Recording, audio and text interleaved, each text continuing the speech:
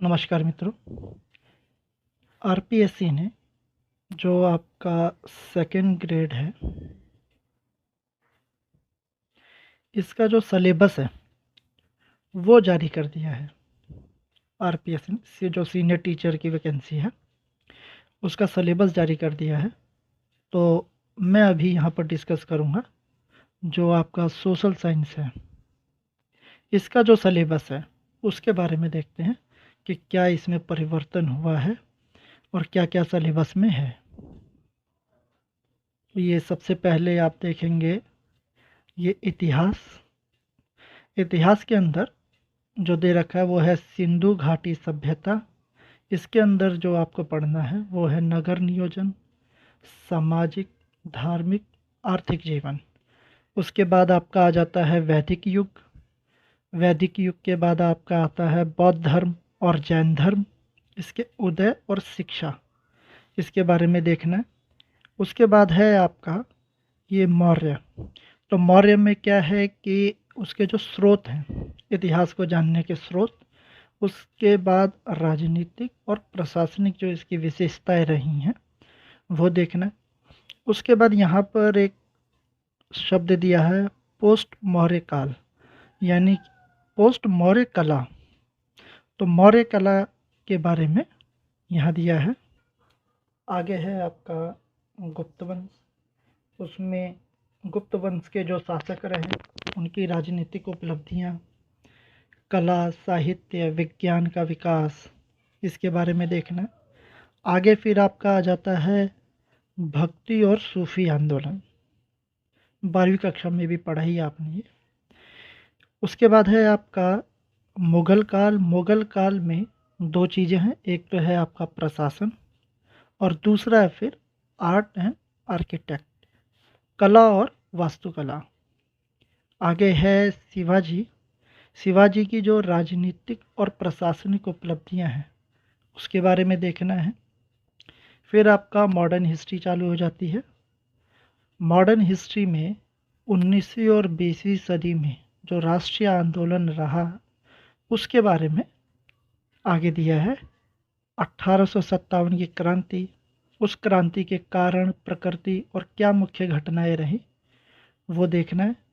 फिर है भारतीय राष्ट्रीय कांग्रेस। इसका जो आरंभिक चरण है जिसमें उदारवादी और चरमपंथी, ये किस प्रकार से वो बट जाता है और फिर उनका आपस में विलय भी हो जाता है। आगे है फिर गांधी जी के जन आंदोलन। इसमें जो इनके तीनों प्रमुख आंदोलन रहे यानी असहयोग आंदोलन, सविनय अवज्ञा आंदोलन और उसके अलावा आखिरी वाला भारत छोड़ो आंदोलन, ये इन तीनों पे विशेष रूप से ध्यान देना है। फिर है आपका 20वीं सदी में जो क्रांतिकारी आंदोलन रहे उसका जो पहला चरण रहा 1905 से 1914, दूसरा चरण जो रहा 1924 से 1930। फिर आपको देखना है आईएनए और सुभाष चंद्र बोस जी। तो ये सिलेबस में है।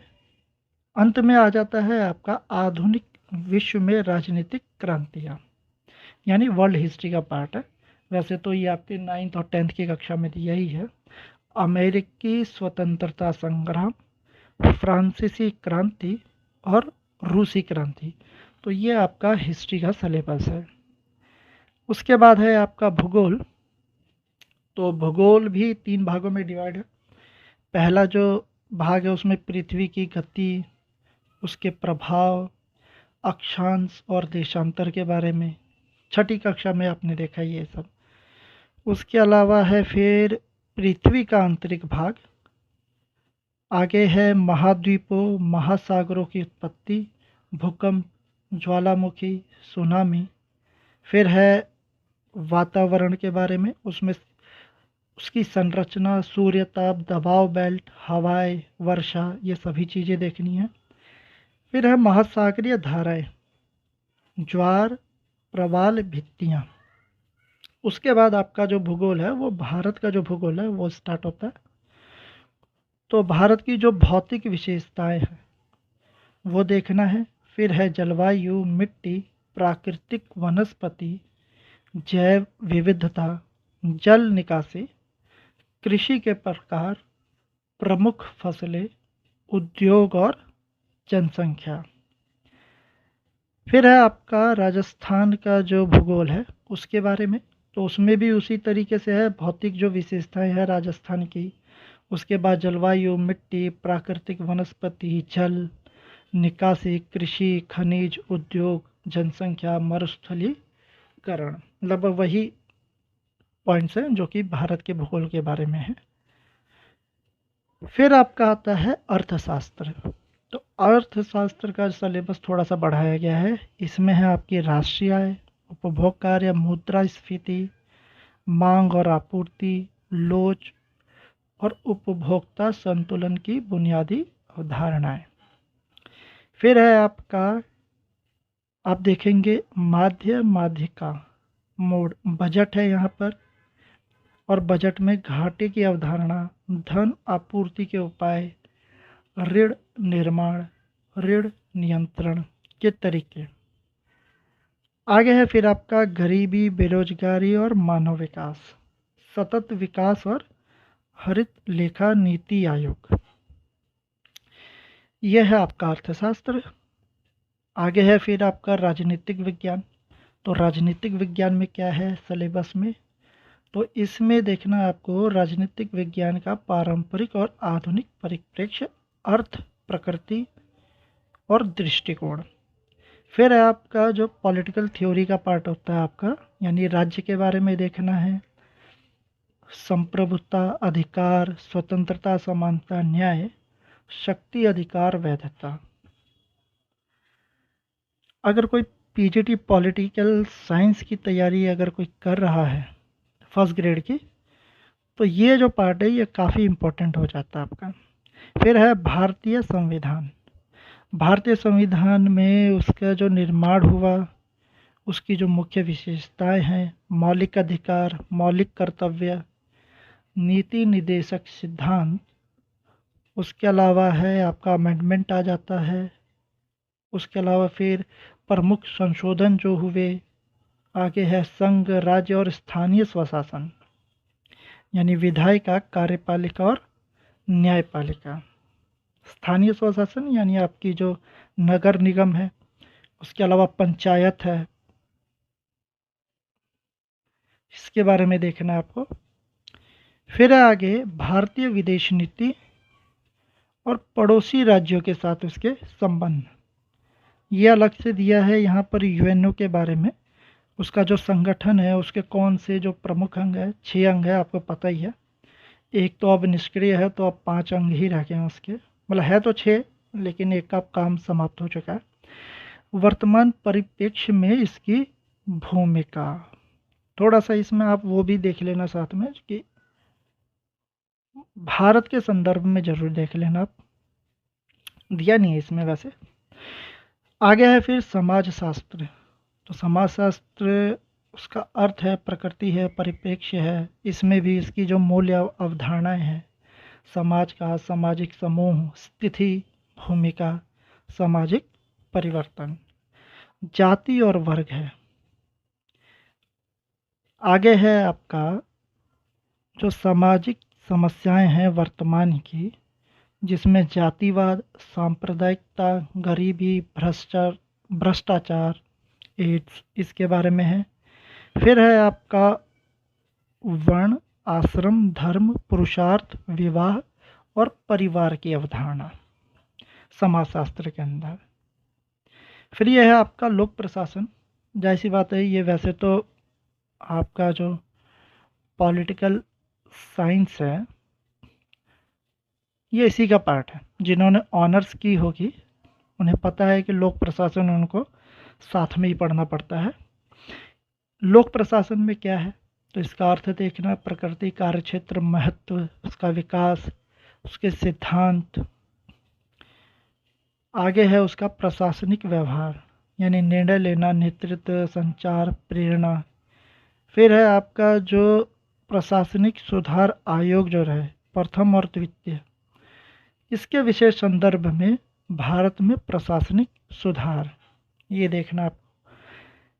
आगे है नागरिक शिकायतों का निवारण, यानी लोकपाल, लोकायुक्त और आपका आरटीआई का जो एक्ट है, सूचना का अधिकार, ये है। आखिर में आपका आता है दर्शन।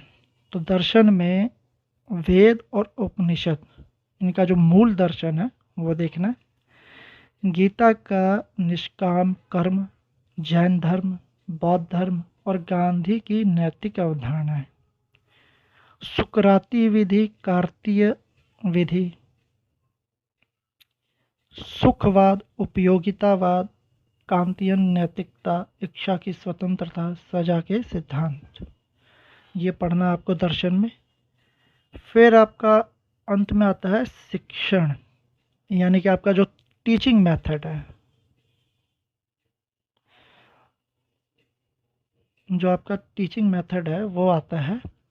उसमें सामाजिक विज्ञान की अवधारणा, प्रकृति, दायरा, सामाजिक विज्ञान शिक्षण के सामान्य और विशिष्ट उद्देश्य, आपका उसमें ब्लूम के बारे में भी पढ़ना है अलग से।